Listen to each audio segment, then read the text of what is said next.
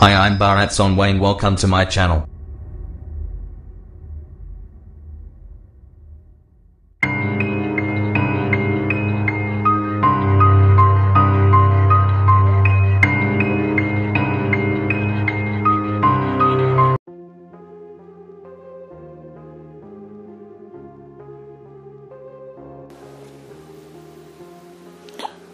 नमस्कार विद्यार्थी मित्रांनो, आजच्या भागामध्ये आज आपण पाहणार आहोत इयत्ता 8वी विषय नागरिकशास्त्र पाठ 6 नोकरशाही. जिल्हाधिकाऱ्यांनी जमावबंदीचा आदेश दिला. महापालिका आयुक्तांनी अंदाजपत्रक मांडले. वित्त सचिवांचा राजीनामा.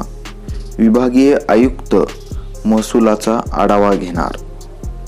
वरील चौकटीत जिल्हाधिकारी, महानगरपालिका आयुक्त, वित्त सचिव, विभागीय आयुक्त अशा काही पदांचा उल्लेख आहे. शासनाच्या प्रशासन यंत्रणेतील हे सनदी अधिकारी आहेत. त्यांची कार्य काय असतात असा प्रश्न तुम्हाला पडला असेलच ना. कार्यकारी मंडळाची भूमिका स्पष्ट करणाऱ्या प्रकरणात आपण पाहिले की प्रधानमंत्री व त्यांचे मंत्रिमंडळ नव्या कायद्यांचे प्रस्ताव तयार करते, तसेच धोरणही ठरवते.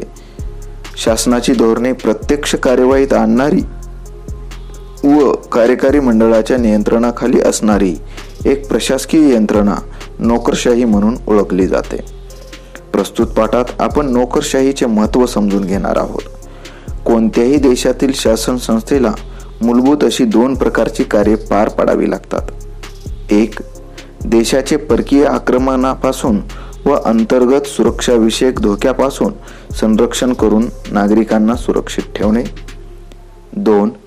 नागरिकांना विविध प्रकारच्या सेवा पुरवून त्यांचे दैनंदिन जीवन अधिक सुरळीत करणे की ज्यायोगे त्यांना आपला व समाजाचा विकास साध्य करता येईल. यापैकी पहिल्या कामासाठी देशाची संरक्षण यंत्रणा सज्ज असते. या सेवा अंतर्गत सुरक्षिततेसाठी नागरी सेवेला मदत करतात. त्यातील सेवांना आपण लष्करी सेवा म्हणतो. दुसऱ्या कामासाठी प्रशासकीय यंत्रणा उभी केली जाते. त्यास आपण सनदी सेवा म्हणतो. सनदी सेवकांच्या या मोठ्या यंत्रणेला नोकरशाही असेही म्हटले जाते.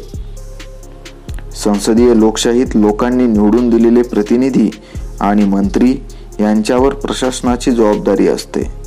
शासनाची कामे विविध खात्यांकडून पार पाडली जातात. प्रत्येक खात्याचा एक मंत्री असतो व तो त्या खात्याचा राजकीय प्रमुख असतो. जनतेचा प्रतिनिधी या नात्याने मंत्र्याने आपल्या खात्याचा कारभार लोकहिताला प्राधान्य देऊन करायचा असतो. मंत्री त्या विषयातील तज्ज्ञ नसेलही, परंतु त्याला व्यापक लोकहित काय आहे याची जाणीव असते. मंत्र्याच्या खात्याचे सचिव आवश्यक अशी तज्ञता किंवा योग्य सल्ला देतात. हे सचिव सनदी सेवेतून नेमले जातात. लोकांची इच्छा आणि प्रशासकीय तज्ञता यांचा समन्वय अशा प्रकारे संसदीय पद्धतीत साधला जातो. नोकरशाहीचे स्वरूप. कायमस्वरूपी यंत्रणा. कर गोळा करणारी, पर्यावरणाचे रक्षण करणारी, कायदा व सुव्यवस्था राखणारी, आपल्याला सामाजिक सुरक्षितता देणारी ही नोकरशाही आपले काम सातत्याने करत असते. याचे कारण ती कायमस्वरूपी असते. दर निवडणुकानंतर नवे प्रधानमंत्री व मंत्रिमंडळ सत्तेवर येऊ शकते, परंतु त्यांच्या नियंत्रणाखालील नोकरशाही बदलत नाही. तिचे अस्तित्व कायमस्वरूपी असते. राजकीय दृष्ट्या तटस्थ. नोकरशाही राजकीय दृष्ट्या तटस्थ असते.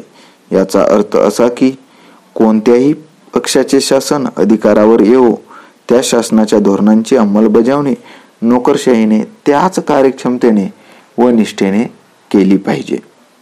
त्या संदर्भात सनदी सेवकांनी राजकीय भूमिका घ्यावयाच्या नाहीत अथवा आपल्या राजकीय मतानुसार काम करावयाचे नाही. एखादा पक्ष निवडणूक हरल्यामुळे सत्तेपासून दूर होतो व दुसऱ्या पक्षाचे सरकार अधिकारावर येते. पहिल्या सरकारची काही धोरणे हे नंतरचे सरकार बदलू शकते. अशा परिस्थितीत नोकरशाहीने तटस्थ राहून आपली जबाबदारी पार पाडली पाहिजे. अनामिकता. अनामिकता म्हणजे एखाद्या धोरणाच्या यश अथवा अपयशाला नोकरशाहीला थेटपणे जबाबदार न ठरवता त्याचे स्वरूप अनामिक ठेवणे होय. आपल्या खात्याचा कारभार कार्यक्षमतेने चालवणे ही मंत्र्यांची जबाबदारी असते. एखाद्या खात्याच्या अकार्यक्षम कारभारालाही मंत्र्यांना जबाबदार धरले जाते. सनदी सेवकांवर जाहीर टीका होत नाही. संसद ही खात्यांच्या गैरव्यवहारांसाठी मंत्र्यांना जबाबदार धरते. या संदर्भातील उत्तरदायित्व मंत्री स्वतः घेतात व नोकरशाहीला संरक्षण देतात. भारतातील नोकरशाहीचे महत्त्व. भारतातील नोकरशाहीची रचना अतिशय व्यापक व गुंतागुंतीची आहे. स्वातंत्र्योत्तर काळापासून जे अनेक महत्त्वाचे बदल करण्यात आले त्यांची अंमलबजावणी या यंत्रणेने प्रभावीपणे केली आहे.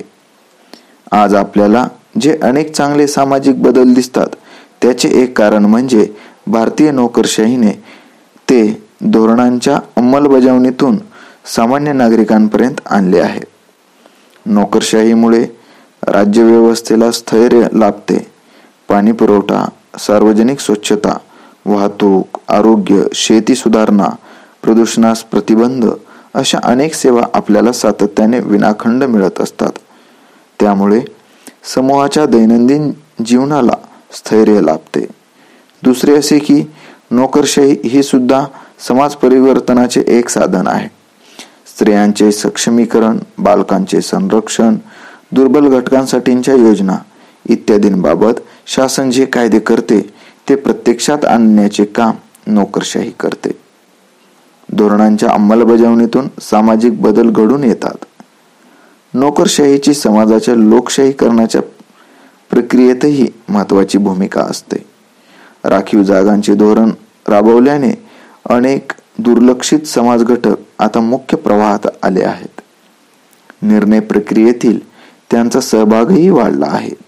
त्यामुळे समाजाचे लोकशाहीकरण होण्यासाठी जसे प्रगतिशील कायदे व धोरण यांची आवश्यकता असते तशीच नोकरशाहीच्या कार्यक्षम सहभागाचीही असते. सनदी सेवांचे प्रकार. भारतात सनदी सेवांचे प्रमुख 3 प्रकार आहेत. 1. अखिल भारतीय सेवा, भारतीय प्रशासकीय सेवा IAS, भारतीय पोलीस सेवा IPS आणि भारतीय वन सेवा IFS यांचा त्यात समावेश होतो. 2. केंद्रीय सेवा, या केंद्र शासनाच्या अखात्यारीतील असतात. भारतीय विदेश सेवा IFS, भारतीय महसूल सेवा IRS इत्यादींचा त्यात समावेश असतो. राज्यसेवा, या शासनाच्या अखत्यारीत असतात. उपजिल्हाधिकारी, गट विकास अधिकारी, तहसीलदार इत्यादी प्रशासकीय अधिकारी स्पर्धा परीक्षांतून निवडले जातात. गुणवत्ता व कार्यक्षमता या निकषांच्या आधारे सनदी सेवकांची निवड व्हावी म्हणून भारतीय संविधानाने लोकसेवा आयोगासारख्या स्वतंत्र यंत्रणा निर्माण केल्या आहेत. केंद्रीय लोकसेवा आयोग म्हणजेच UPSC अखिल भारतीय सेवा व केंद्रीय सेवांसाठी स्पर्धा परीक्षा घेऊन उमेदवार निवडते व त्यांची नेमणूक शासन करते. महाराष्ट्र लोकसेवा आयोग MPSC महाराष्ट्रातील सनदी सेवांसाठी स्पर्धा परीक्षांद्वारे उमेदवार निवडते व त्यांच्या नेमणुकीची शिफारस शासनाला करते. नोकरशाही आणि सनदी सेवांमधूनही समाजातील सर्व घटकांना संधी मिळावी म्हणून अनुसूचित जाती, अनुसूचित जमाती, महिला, इतर मागासवर्गीयांना आणि दिव्यांगांना आरक्षण देऊन सेवांमध्ये येण्याची संधी दिली जाते. सामाजिक विषमतेमुळे दुर्बल घटक सनदी सेवेतील संधीपासून वंचित राहून नयेत म्हणून ही तरतूद करण्यात आली आहे. मंत्री व सनदी सेवक. मंत्री व खात्याचे सनदी सेवक किंवा सचिव, उपसचिव पदांवरील व्यक्ती यांच्यातील संबंध कशा प्रकारचे असतात यावरही त्या खात्याची कार्यक्षमता अवलंबून असते. खात्यासंबंधी निर्णय मंत्री घेतात, परंतु त्यांना निर्णय घेण्यासाठी आवश्यक ती सर्व माहिती सनदी सेवक देतात. सनदी सेवकांचे अर्थात नोकरशाहीचे माहितीवर पूर्ण नियंत्रण असते. एखाद्या योजनेसाठी किती आर्थिक तरतूद उपलब्ध आहे हे सनदी नोकरच सांगू शकतात. धोरणांच्या यशापयशाचा इतिहासही त्यांना माहिती असतो. त्यामुळे मंत्री मोठ्या प्रमाणावर सनदी सेवकांवर अवलंबून असतात. मंत्र्यांनीही सनदी सेवकांशी संवाद राखल्यास व परस्परांच्या संबंधात विश्वास, पारदर्शकता असल्यास खात्याचा कारभार कार्यक्षम रीतीने होऊ शकतो.